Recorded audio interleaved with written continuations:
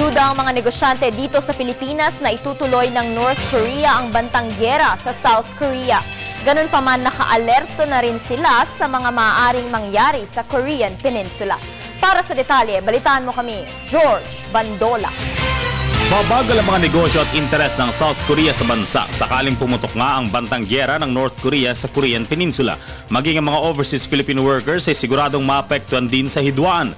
Pero malaki ang pag-asa ng Philippine Chamber of Commerce and Industries na hindi puputok ang hidwaang ito. Kung magkakaroon ng gulo sa South and North, no? Mari magkaroon ng some slowdown in itong mga businesses, no? Pero doon naman sa OFWs, yun ang imminent. Ayon sa PCCI, kabilang sa mga posibleng maapektuhan ng mga infrastructure projects ng Korea sa Pilipinas at ang bilang ng mga turista sa atin, premier destination ng mga Koreano ang Pilipinas ngayon. Everywhere you go, you all see the Korean. There are a lot of intermarriage between the Korean and the Filipino.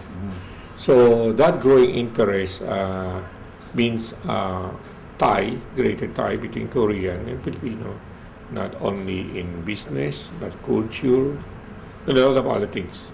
So anything that happened to South Korea will have a big impact on the Philippines. Naniniwala rin si Ambassador Chua na sakaling pumutok nga ang gyera, hindi agad na susuporta ang bansang China sa North Korea, maliban kung mauna ang Amerika sa pagsuporta sa South Korea. The China always wanted a peace than in Asia, but throughout the war.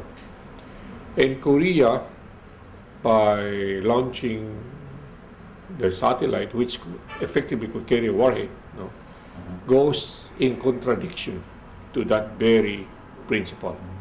And that's the reason why China distanced itself away from Korea. Gayunman, pinag-iingat pa rin ng PCCI ang 40,000 OFW sa South Korea.